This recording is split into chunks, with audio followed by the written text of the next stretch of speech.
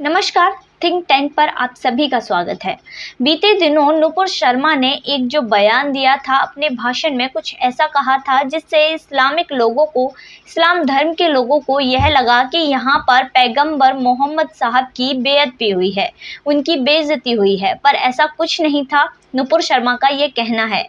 अब इस वाक्य में जो इस्लामिक देश हैं जैसे पाकिस्तान है, वो अपनी रोटी सेकने में लगा है। इसी की विपरीत जो कतर है, उसने आग में घी डालने का जो है काम किया है।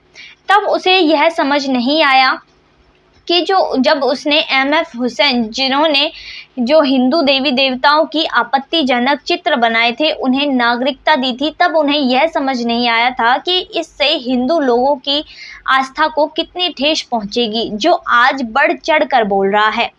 इसमें बहुत से ऐसे कारण हैं। कतर एक छोटा सा देश है, फिर भी उसने जो भारत के राजदूत है उसको बुलाकर तलब किया और इसमें भारत से नाराज़गी जताई, जिसके ऊपर भारत ने कार्यवाही भी की है। अपनी जो नेता है उसको अपनी पार्टी से निलंबित कर दिया है। अब भारत और कतर का अगर कंपैरिजन किया जाए तो भारत कतर से 2800 गुना ज़्यादा बड़ा है, यह ज़्यादा ताकतवर है कहा जाए।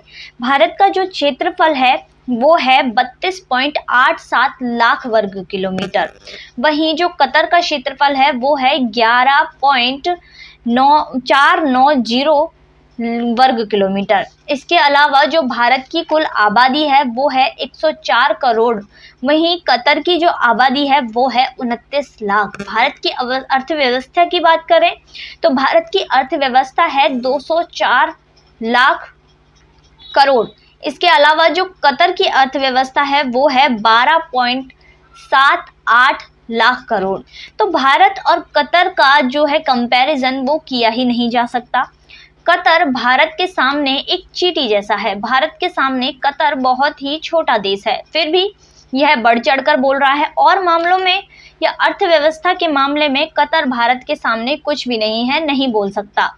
इसलिए वह धर्म को ही अपना ढांचा बना रहे हैं, धर्म के ऊपर धर्म को ही अपना ढांचा बनाकर भारत को धमका रहे हैं। भारत के राजदूत को भी तलब किया है। 2400 हिंदू ऐसे हैं वहां पर जिनको मानवाधिकार का हनन किया जा रहा है, जिनके मानवाधिकार का हनन किया जा रहा है, और उन्हें 2022 में होने वाले फुटबॉल मैच जो होने वाला है उसके स्टेडियम के निर्माण में उन्हें लगा दिया गया है। इसके बाद वहां पर ऐसे श्रमिक हैं जिनकी नौकरी छीन ली गई है और उनके वीज़ा भी खत्म कर दिए गए हैं, जिसके बाद वो शिविरों में रहने के लिए मजबूर हो रहे हैं और उन्हें ठीक से खाना तक नहीं दिया जा रहा। ऐसे भी श्रमिक हैं, मजदूर हैं जो बिना वेतन के वहाँ कार्य कर रहे हैं, बहुत ही बुरी स्थिति में हैं।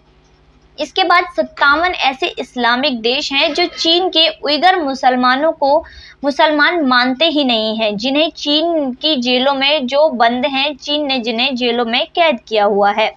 इसके बाद जो तमाम देश हैं, ये पाकिस्तान के बलूचिस्तान के मुसलमानों को भी मुसलमान नहीं मानते। वो नहीं मानते कि ये लोग भी मुसलमान हैं और लगातार उन पर अत्याचार होते आ रहे हैं, यहाँ पर उन पर अत्याचार करते आ रहे हैं। इन लोगों ने तब भी एमएफ हुसैन ने भारत क्यों छोड़ा? भारत में उन्होंने देवी देवताओं की ऐसी आपत्तिजनक जो चित्र बनाए, उसके बाद उस पर एफआईआर दर्ज हो गई, जिसके बाद उसने भारत छोड़कर कतर जाने का फैसला लिया और कतर ने उसका सम्मान किया और उसको वहाँ का जो मानवाधिकार है वो दिया, वहाँ की नागरिकता भी प्रदान की। उस समय उसने नहीं सोचा कि इसका जो परिणाम है क्या होगा, कुछ लोगों पे, कुछ धर्मों पर इसका क्या असर होगा। अब भारत सरकार ने वहाँ रहने वाले लोगों के लिए, पूजा करने के लिए, मंदिर के लिए जमीन और वहाँ पर रहने वाले लोगों के लिए अंतिम संस्कार करने के लिए मुक्तिधाम बनाने के लिए भी जमीन की मांग की है। बता दें कि यहाँ जो लोग रहते हैं उन्हें अंतिम संस्कार की क्रिया करने की अनुमति नहीं है, या तो उन्हें दफनाना पड़ता है या फिर उन्हें अंतिम संस्कार के लिए भारत लाना पड़ता है। इसलिए भारत सरकार ने वहाँ कुछ जमीन की, ऐसी जमीन की मांग की है जहाँ पर ये लोग, हिंदू लोग जो वहाँ रह रहे हैं, वो मंदिर बना सकें और अपना अंतिम संस्कार के लिए मुक्तिधाम बना सकें। इसके अलावा वहाँ के लोगों, जो भारत के लोग वहाँ पर रह रहे हैं, उनका बहुत ही शोषण होता है, वहाँ उनसे बहुत ही मजदूरी कराई जाती है। इतना ही नहीं, कोरोना महामारी के समय भी भारत ने इन खाड़ी देशों की बहुत मदद की थी और अनाज और फलों की आपूर्ति वहाँ पर की थी। उनके लिए अनाज और फल वहाँ भेजे गए थे। इसके अलावा जो विदेश मंत्रालय है, वहाँ से जो आंकड़े सामने आए हैं कि यूएई ने 2020 में अपने काजू की कुल आयात जो किया था, काजू का 21% आयात भारत से किया था। इसके बाद जो डेयरी उत्पाद है, उनका 15% आयात भारत से ही हुआ था। इसके अलावा जो ईरान ने चाय की पत्ती का जो आयात किया था, चाय की पत्ती का 24% भाग भारत से ही खरीदा था, इसका आयात भारत से ही किया था। ये जो इस्लामी देशों का संगठन है, इस्लामी संगठन है IOC, इसमें जो 56 देश शामिल हैं और इनकी कुल आबादी 190 करोड़ लोग हैं जो यहाँ पर रहते हैं और जो विश्व की जनसंख्या का 24.4% हिस्सा है।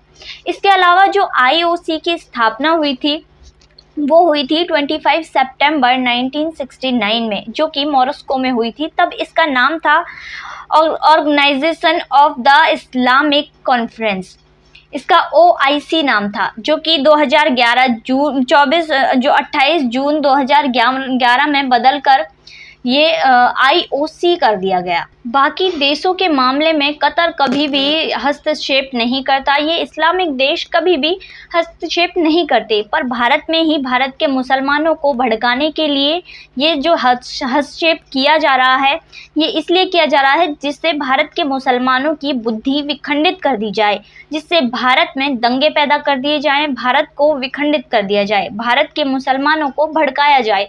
इसलिए यह बढ़ चढ़ कर मुस्लिम देश जो हैं अब सामने आए हैं और भारत का विरोध कर रहे हैं। इनकी और देशों के सामने बोलने में जो है इनकी हैसियत नहीं होती। भारत के सामने भी इनकी कोई हैसियत नहीं है, पर भारत के जो विखंड करने का इनका मंसूबा है, वो इन्हें साफ दिखाई दे रहा है कि हम मुस्लिम, भारत में जो रहने वाले मुस्लिम हैं, उनको भड़का के ही भारत को विखंडित कर सकते हैं, भारत को परेशान कर सकते हैं और भारत में हिंसा फैला सकते हैं। आज यही काम ये लोग कर रहे हैं, भारत में हिंसा फैलाने का काम यही लोग पीछे से कर रहे हैं। इसके अलावा यह जो अमेरिका की शरण में पल रहे हैं, ये भूल जाते हैं कि इनको इजराइल के सामने खड़ा होने की इनकी हिम्मत नहीं हुई और भारत के सामने यह बोल रहे हैं।